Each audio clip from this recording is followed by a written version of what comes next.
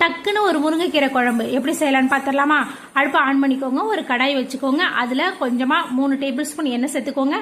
கொஞ்சமாக வெந்தயம் சேர்த்துக்கோங்க. வெந்தயம் நல்லா பொரிஞ்சதும் கறிவடகம் சேர்த்துக்கோங்க. கறிவடகம் நல்லா பொரிஞ்சதும் சின்ன வெங்காயம் சேர்த்துக்கோங்க. தக்காளி சேர்த்துக்கோங்க. இது எல்லாம் வதங்கிறதுக்காக கொஞ்சமாக கல் உப்பு சேர்த்துக்கோங்க.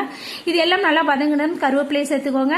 4 பச்சை மிளகாய் இது கூட சேர்த்துக்கோங்க. இது எல்லாம் நல்லா வதங்கினது ஒரு எலுமிச்சை சைஸ் புளியை கரைச்சி அதில் 2 டேபிள் ஸ்பூன் வீட்டிலே அரைச்ச குழம்பு மிளகாய் தூள் போட்டு கரைச்சி அதையும் இது கூட சேர்த்துக்கோங்க. சேர்த்து ஒரு மூடி போட்டு ஒரு 10 நிமிஷம் கொதிக்க விடுங்க.